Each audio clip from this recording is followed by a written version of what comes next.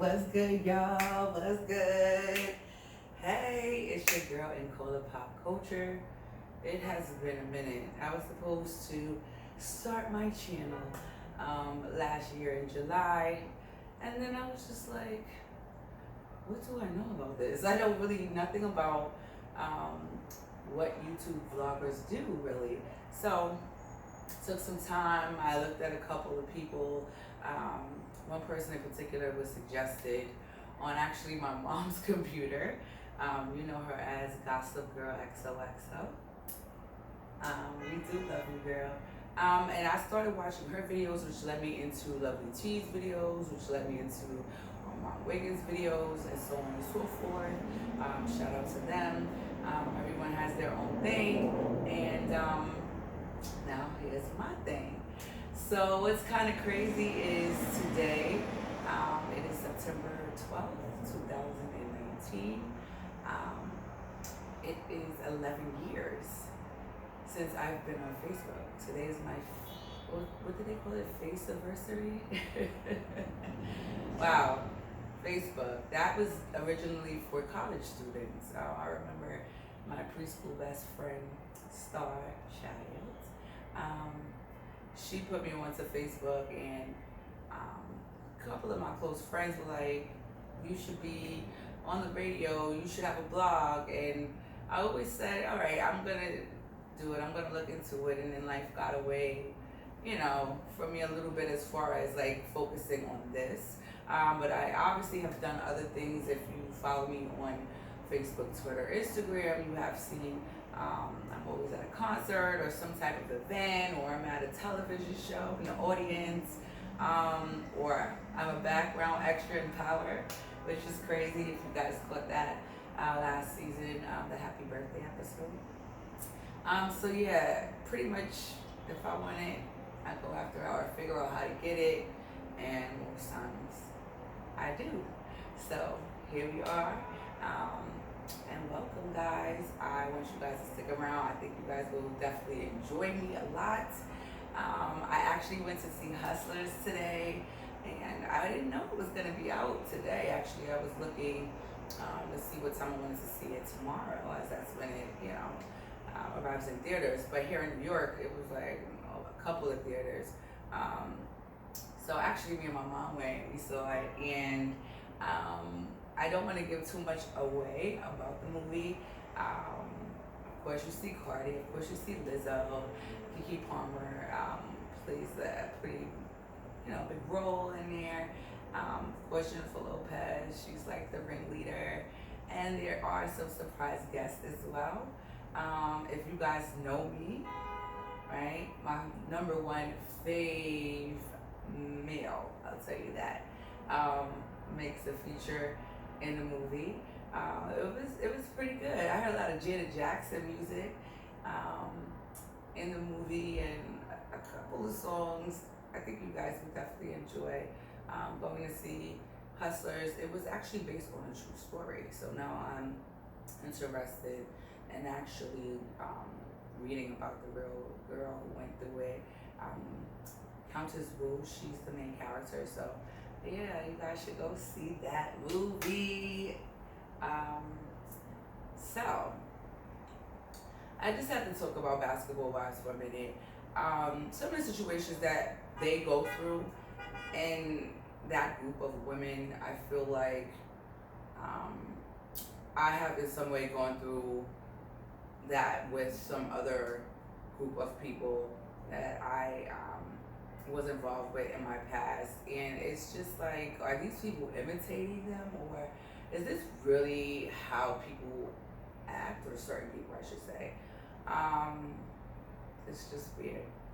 I mean, Jennifer Williams, yes, her mom passed. I have a few friends whose parents have passed at younger ages than, when her mom passed. And I understand their anger and frustration and things of that nature, but I mean, when it gets to a certain point, it's just like, you can't save everybody, you can't be there for everybody, because some people, regardless, they're just not good people, or they're just straight up liars, they're manipulators, They just want to be,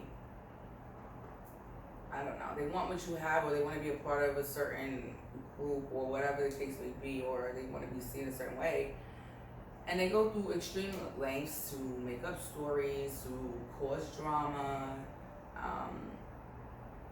to provoke you into doing things that might not be right for you, or you might be placed in situations because of the way they would like to live, how they live their lifestyle, that could harm you or hold you back from excelling, things of that nature. It's just like, they're older than me. Like, I just can't understand how people are in their 40s, early 50s, or, just hitting 50 and still acting this way and come outside. And I mean, I don't know. They go to Tammy, because Tammy is like, deuces. Like, I felt her pain the last season when she was sitting talking with Jackie. Like, you try to help people and you do everything you can. Sometimes you kind of run yourself down trying to be there for everybody, and some people ain't there for you, okay? They don't care. They wouldn't even think twice or even think in the same lane as you when it comes to something happening to you, because it's like, oh, it's me, well, this happened to me, and I'm the one who needs to be either praised or done for or whatever. Like, people get really arrogant, or I don't know, people think they own you. There's a lot of different things going on. Now, I don't know about Evelyn. I mean, then again, I could understand how you could maybe in that moment make up with someone, and then later on think about, okay, what did she really apologize for? Like, you can still be upset about something. I mean, I guess she could have brought it up then, but maybe she was not thinking that way. And then, obviously she speaks with the other women, and someone may have been like, I don't see why you really forgave her. What did she really apologize for? She said she spoke with her daughter. Her daughter is not with it.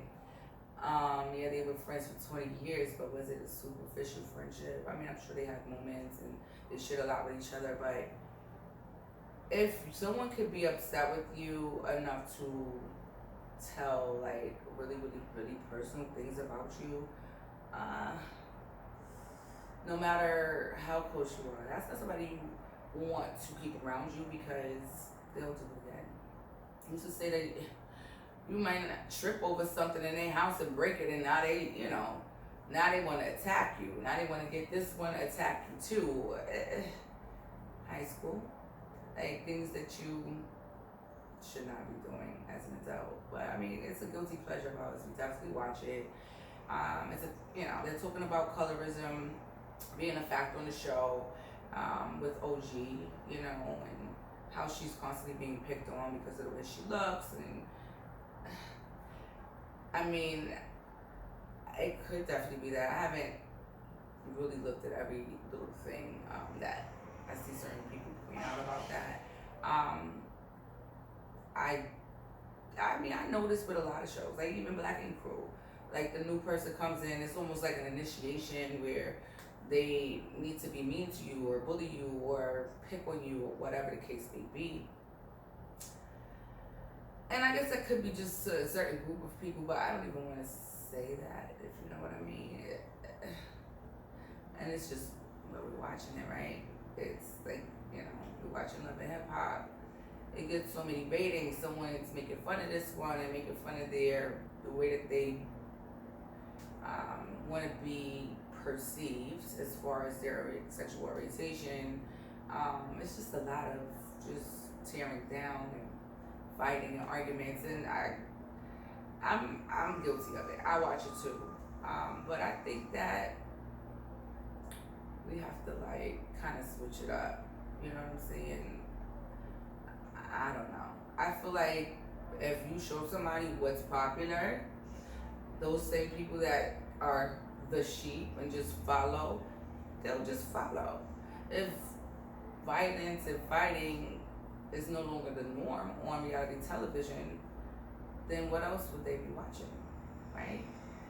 you gotta find some kind of way to kind of clean it up because it's getting out of hands. But that's neither here nor there because I'm about to move on to something more happy.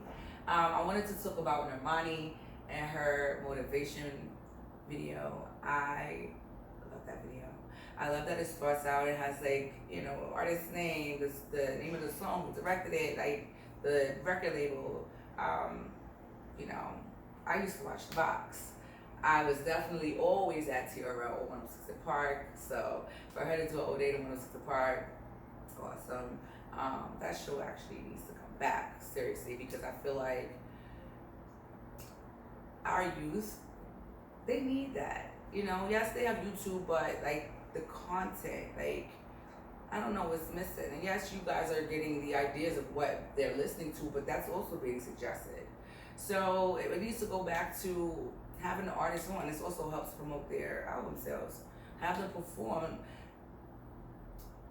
The feeling of being able to be next to your favorite artist, seeing them perform in that intimate setting, maybe going home with a free CD, whatever the case may be. I think that that's missing. Like, I used to go to album signings, and you know, we had so much available to us, and I don't know. Maybe they don't do those things because it's too much of a security risk, or I don't know. Honestly, I think 106 Park definitely needs to come back. I need to be hosting. If y'all follow me on social media, y'all know I'm always posting music. Sometimes I'll just hear a song and then I'll go with like a playlist. Sometimes I'll take YouTube suggestions, and it'll just lead me down a path. Sometimes, say one of like our favorite artists is going through something in their relationship, I might start a playlist off with a song like that, and it's almost like a playlist for them. I'll pick up my favorite like producers, songwriters. That's something I did since MySpace, since I got the name Pop Culture. So if you've been following me since MySpace, kudos to you. But yeah, Normani, that video, your dancing, your gymnastics were amazing. Sorry guys, I live high, but you can still hear that's the ambulance. I have the windows open. But yeah, that video was popping, Normani. I'm happy to see you. I was following you since X Factor. When you made, you know, Fifth Harmony, I liked a couple of your songs. I wasn't like a huge fan of your group, but I was definitely excited about seeing you break out from the group. And your VMA performance, I thought you did a great job.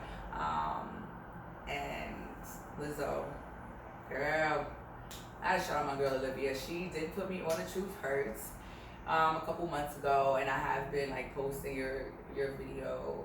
And of course, I saw Zachary Campbell in there,